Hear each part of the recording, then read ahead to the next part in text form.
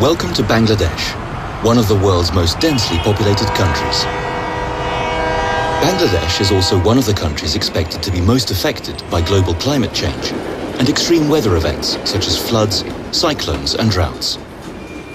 People move to Dhaka, the capital, at a higher pace than anywhere else in southern Asia.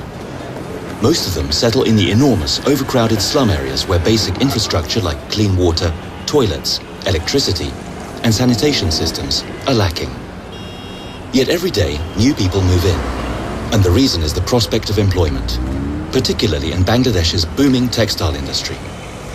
Nearly 4 million people work in the textile factories. Let's meet one of them. Assalamu alaikum. Hi, my name is Ruma Akhtar and I work in a textile factory as a sewing machine operator. I'm 26 years old, I think, but I'm not entirely certain. My parents died when I was very small. I live here with my husband and 2 daughters next to the factory about an hour outside Dhaka. My husband works in the factory as a mechanic. I grew up in an orphanage in northern Bangladesh, but when I was a teenager, around 14, I got to move to Dhaka. I got my first job right away as an assistant in a textile factory. You're now standing in one of Dhaka's textile factories, in the part of the factory where cloth is dyed. There are around 4,500 such factories in Bangladesh, which makes them the largest textile exporter after China. Low production costs make the country exceptionally competitive, but there are serious downsides.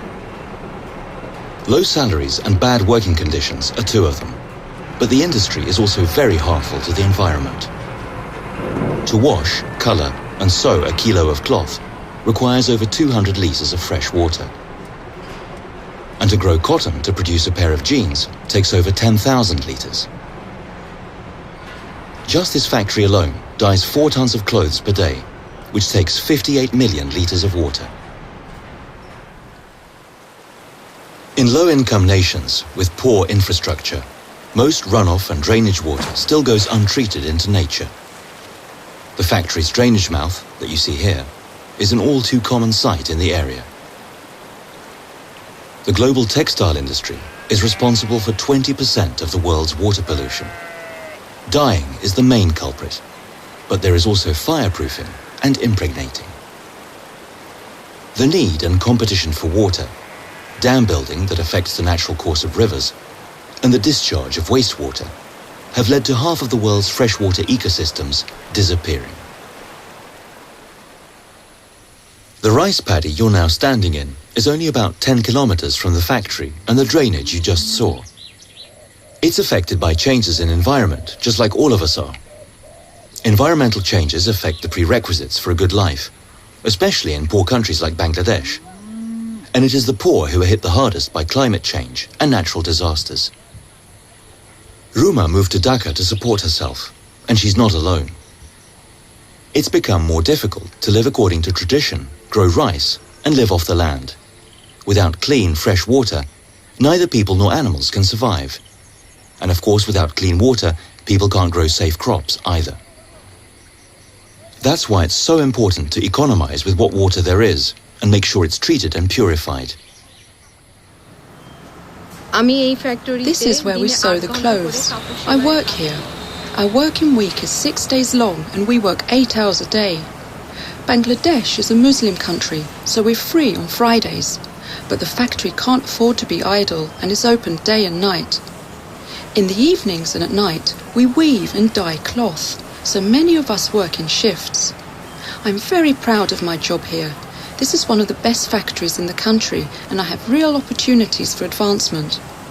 Having a regular job and earning money gives me the means to help support my family and give my children the childhood I never had. But I've been lucky.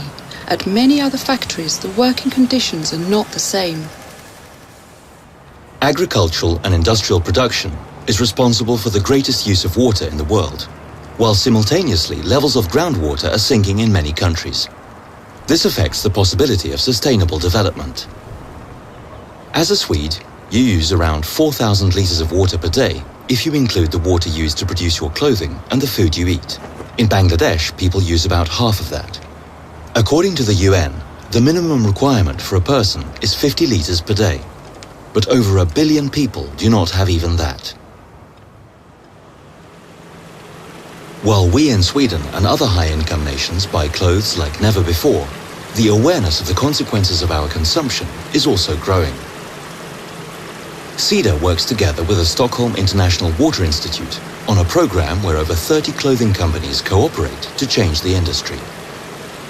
It's about using water more effectively and reducing energy consumption and the need for toxic chemicals. This has not only led to saving enough water for roughly 50 million people's use, but has also saved a lot of money for the factories. The one you're in now is one of those in the program. At the factory, we learn the importance of clean water and that you must economize with it and also not drain away the dirty water into the environment. More and more factories are thinking like this. I see a bright future for myself and my children, and also for Bangladesh. Both my husband and I have work, and our children go to school and have completely new possibilities.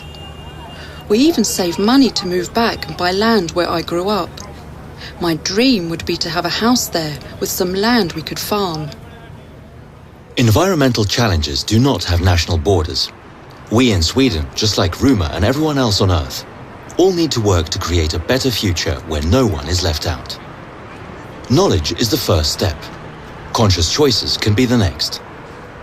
The nations of the world have adopted the 17 global goals for sustainable development to be completed by the year 2030. Among them is the end of extreme poverty and the fight against climate change. Everyone should also have access to safe drinking water. Through the taxes you pay and the active choices you make every day, you are a big part of a step towards a better world.